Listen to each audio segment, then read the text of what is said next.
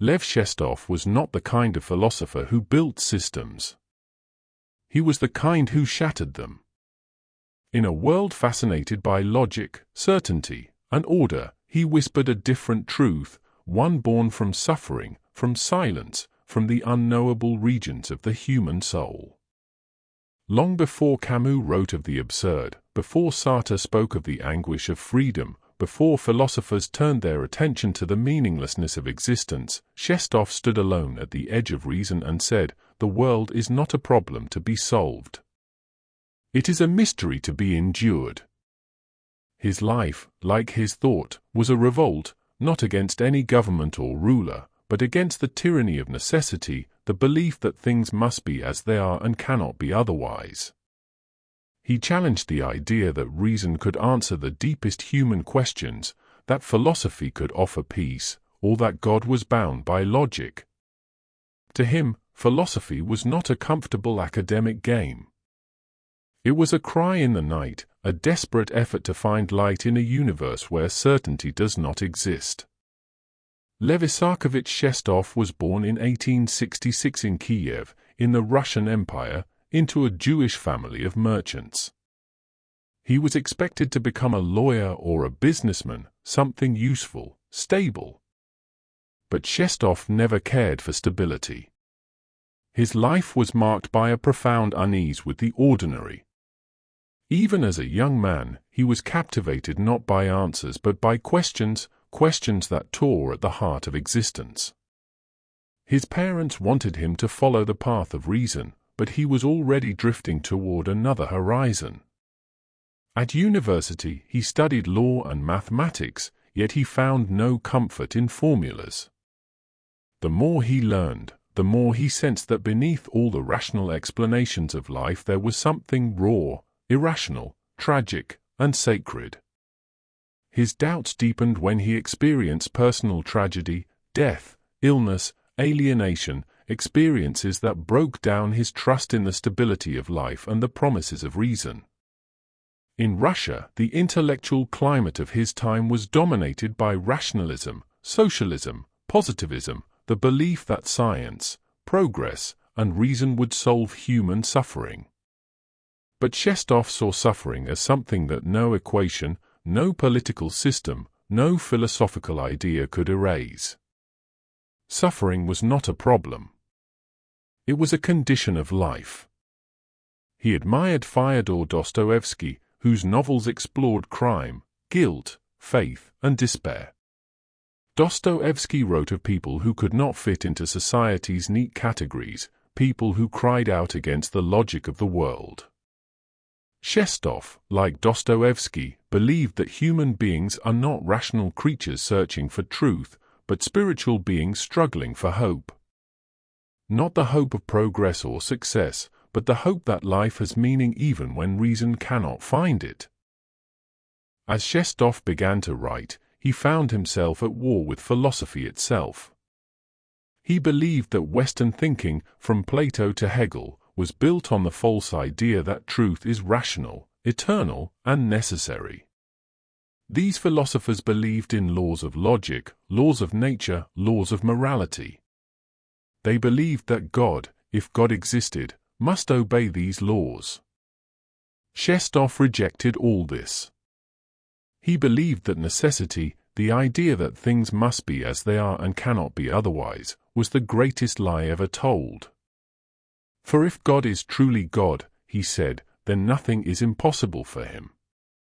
God is not bound by reason or morality.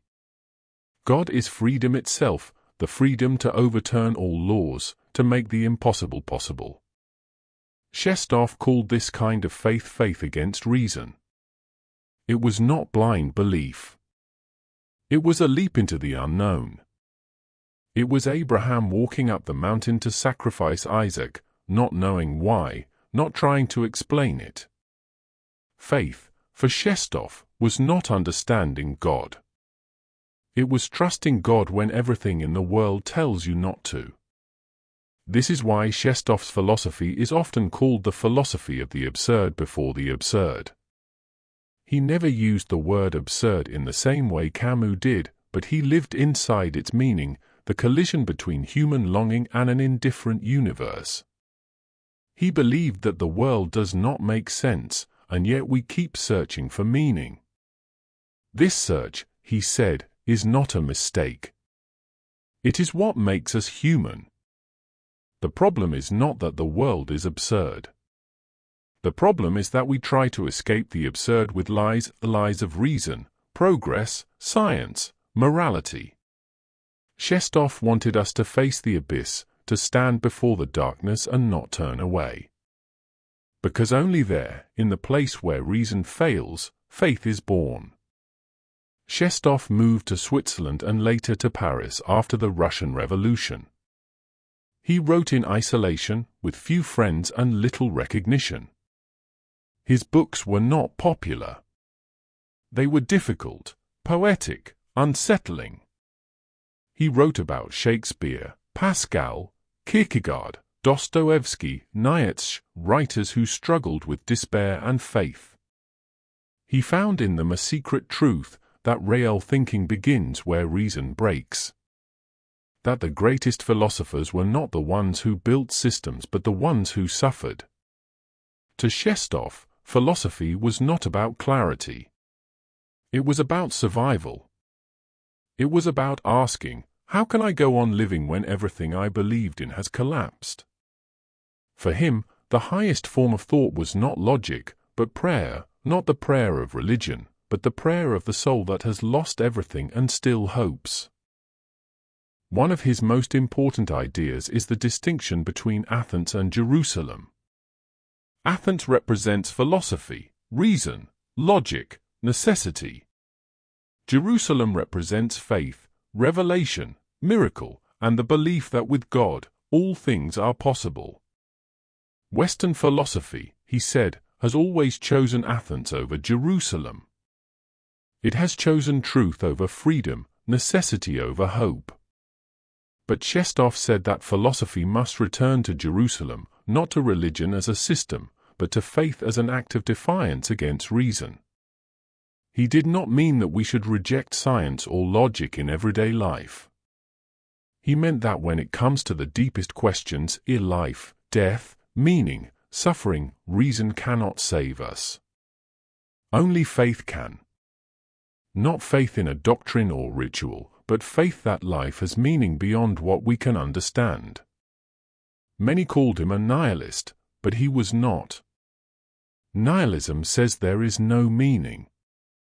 Shestov said meaning exists, but it is not given by reason. It is given by God, by freedom, by something beyond the world we can see. He did not offer proof. He did not offer comfort. His faith was not easy. It was terrifying. Because it meant that nothing is secure. There are no guarantees. Life could collapse at any moment. But it also meant that miracles are possible. That despair is not the end. That even in the darkest night, something beyond reason can appear. Albert Camus would later write of Sisyphus pushing the rock up the mountain, knowing it will fall again, knowing life is absurd and still choosing to live. Camus did not believe in God. For him, the absurd had no answer except rebellion. But Shestov saw something else.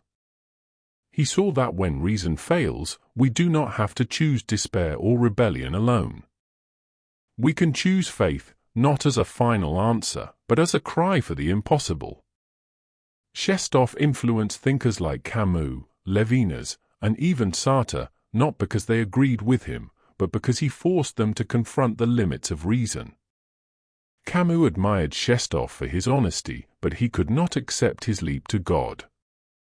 Yet without Shestov, the philosophy of the absurd might never have been born. Shestov's life was marked by exile, illness, and obscurity. He lived through war and revolution. He watched Europe destroy itself. He saw how philosophies of progress and reason could lead to violence and tyranny. He knew that human beings crave certainty, and that this craving can be dangerous.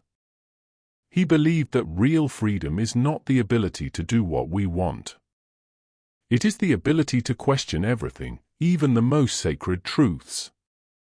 It is the refusal to accept that anything is final.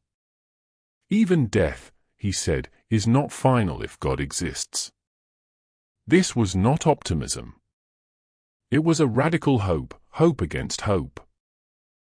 In his last years in Paris, he grew weak but continued to write. He was visited by young philosophers who did not fully understand him but were drawn to his passion.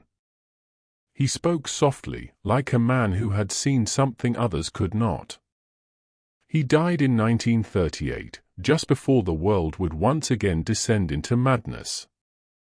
He did not live to see the horrors of the Holocaust, but his philosophy speaks to such horrors. Because he understood that evil cannot be explained away by reason. That suffering cannot be measured, calculated, or justified. That when we try to turn tragedy into logic, we lose our humanity. Lev Shestov leaves behind no school of thought, no system, no method. What he leaves is a voice that says, do not be afraid of the darkness.